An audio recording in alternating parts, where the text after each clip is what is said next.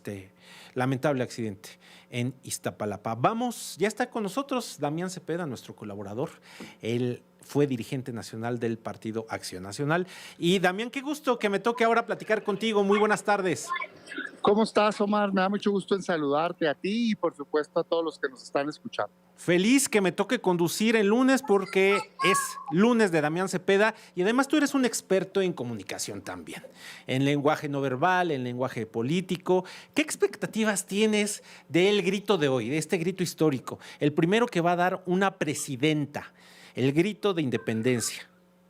Fíjate que a mí siempre me ha parecido que estas épocas deben de servir para hacer como cortes de caja. Déjame englobarlo junto con el informe, porque está muy pegado. Pues no, obviamente es una fecha simbólica para los mexicanos, no habla de la lucha que tuvimos para poder salir adelante como país y todo eso debe ser reconocido y recordado, pero me parece que también se liga, ¿no? Porque apenas unos días antes, apenas unas semanas antes, pues se entrega lo que es el primer corte de caja del año. Siento que desde el gobierno debería de ser aprovechado para hacer un lanzamiento hacia adelante de la siguiente etapa del propio gobierno, de lo que, digamos, se hizo bien, reconocerlo, fortalecerlo, mejorarlo, pero también con mucha madurez, con mucha objetividad, que debo decir que normalmente los gobiernos no tienen, gobiernos de todos los partidos, por cierto, ¿no? Pero difícilmente les escuchas, creo que en esto hemos fallado, pero me parece que sí sería muy útil. Entonces yo quisiera escuchar un mensaje no solo de celebración, sino de unidad, que me parece que es lo que le hace falta mucho a este país. O sea, siento que desde hace ya algunos años, particularmente con el presidente López Obrador, se ha venido fomentando mucho la división en el país. Escucho y participo en muchas mesas, digamos, de debate, siento el ánimo muy exacerbado, muy polarizado, muchos repetidores de odio, y me parece a mí que la presidenta, principalmente siendo la primera mujer en tener ese honor de ser presidenta, puede ayudar mucho a que eso en el país se distense, ¿no? Y que se entienda que quien piensa distinto pues no es enemigo, simplemente tenemos ideas distintas y que la principal fortaleza de México sería pues escucharnos entre quienes pensamos distintos y encontrar puntos en común. Me gustaría escuchar algo de eso, te lo debo de confesar. Y mi querido Damián, ¿no ves algunas señales de esta búsqueda de una suerte de operación cicatriz a la polarización? Señales como la ceremonia por los niños héroes, donde vimos a una Kenia López Rabadán, presidenta de la mesa directiva de la Cámara de Diputados, vimos al nuevo ministro, presidente de la Suprema Corte, la presidenta Sheinbaum. ¿No has visto ciertas señales de tender puentes? Fíjate que esa sí me gusta. Me gusta porque creo que en efecto eso es lo que resalta. Y me gustó que la presidenta de la Cámara de Diputados, mi compañera tuviera altura de miras y que no cayera, digamos, en el momento que creo que, lo debo decir, que creo que el ministro presidente, claro que se equivocó y claro que no fue casualidad, pues no, que no aplaudiera. O sea, yo sí creo que está mal, ¿no? En términos de que mostró ahí un cierto, no sé, resentimiento o rechazo equivocado, pero corrigió rápido. Y para la tarde ya estaba mandando un mensaje de no, claro que sí tiene mi respeto. Y me gustó mucho que la presidenta de la Cámara de Diputados decidiera escoger eso. O sea, en lugar de caer en la polarización y decir, no, pues sí me sentí ofendida y demás, que tuviera esa altura de miras de la responsabilidad y de la diferencia que puede hacer en un momento muy polarizado y mejor tomar, digamos, el comentario positivo del ministro, decir, no hay problema, yo estoy para sumar, representamos la pluralidad y demás. Eso sí me gustó. Pero sí debo decirte que en otras arenas noto mucha polarización y mucha división. Y noto a veces, Omar, esta es mi opinión, que la presidenta y este nuevo gobierno emanado de Morena le cuesta mucho trabajo reconocer errores del gobierno anterior, pero claramente tiene una visión distinta en ciertas cosas. O sea, déjame, por ejemplo, marcarlo muy puntual. En seguridad pública claramente se ve una estrategia distinta.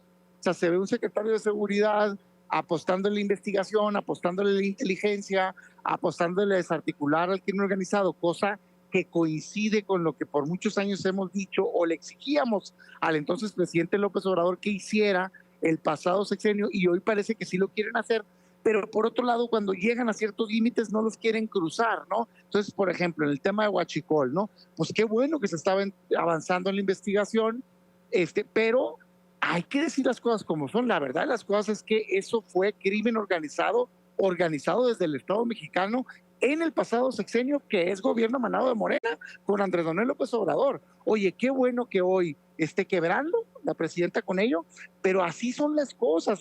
Hubo evidentemente un trabajo muy desafortunado en donde se dedicaron a generar células o redes de complicidades, en este caso con el huachicol fiscal, y no se puede proteger pues a quienes lo permitieron, lo toleraron o lo organizaron. Por ejemplo, yo cuando vi que avanzaron con el vicealmirante y demás, sobrinos del entonces secretario de la Marina, dije, oye, perfecto, nada más que lo que no me gustó, que es lo que estoy tratando de mostrar, es que vi un esfuerzo extraordinario tanto del secretario de Seguridad Pública como de las distintas dependencias, de decir, pero hasta ahí llega, el secretario de Marina no está metido, que es el tío y que los empoderó durante todo el sexenio, y mucho menos el presidente. Oye, espérame. Bueno, Pues pero Damián, la presidenta dijo tope hasta donde tope, caiga quien caiga, ¿no? Y no solo están los dichos, están los hechos. Tú lo acabas de mencionar, un vicealmirante. Sin duda no es el jefe, el vicealmirante. O sea, ese vicealmirante llegó a ser vicealmirante porque el secretario lo propuso. Y el presidente lo propuso, de hecho, al Senado.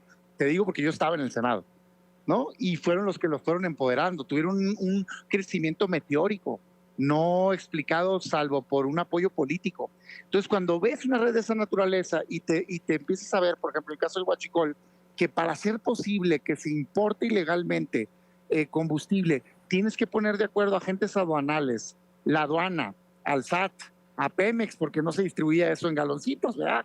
Pues son millones y millones de litros. O sea, entonces, es 3 o más personas, en este caso dependencias de gobierno, puestas de acuerdo para delinquir. Entonces, otra vez, yo lo que quiero hacerle llamado a la presidenta es a que, entendiendo que viene de una corriente política, eso es normal, y entendiendo el agradecimiento y respeto que puede tener para el líder histórico de ese movimiento, yo lo que le invitaría es a que deje ya su legado en términos de un gobierno que rompe completamente con esas redes de complicidad, que acaba con los pactos de impunidad y que desarticula el crimen organizado. Creo que si hace eso, todos lo vamos a agradecer, ¿eh? Al día de hoy, ¿se ve voluntad de hacer algo distinto? Sí.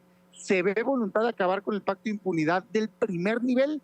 Con todo respeto, yo digo, no lo creo, porque veo que ahí está el gobernador de Sinaloa, ahí está el gobernador de Tamaulipas, ahí está el secretario, ahí está el coordinador, ahí está el jefe de oficina del entonces gobierno. Híjole, pues se me hace muy difícil de pensar que tanta gente estuviera, digamos, o estén señalados sin que hubiera una organización de Estado. Pero la voluntad bueno, ahí está, ¿no, Damián? La voluntad se está viendo, digo, apenas llevamos un año del gobierno de la presidenta Sheinbaum. Estaba el otro ejemplo, el otro caso de Hernán Bermúdez Requena, era cercanísimo a Adán Augusto López. ¿Por qué cercanísimo? Pues era su secretario de Seguridad. Vemos también ahí una disposición del gobierno actual. Y digo, el oficialismo no es una masa homogénea.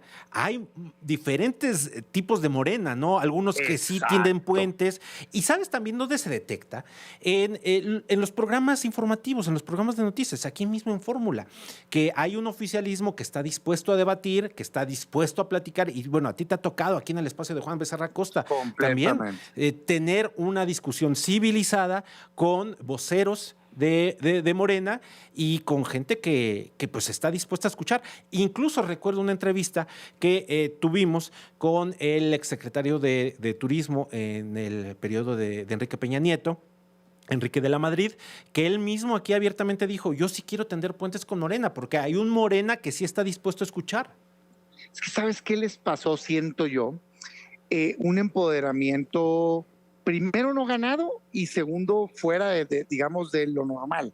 ¿A qué me refiero? Esta decisión del INE y del tribunal de darles 2/3 partes en el Congreso, habiendo tenido solo 54% de los votos, ese es el origen.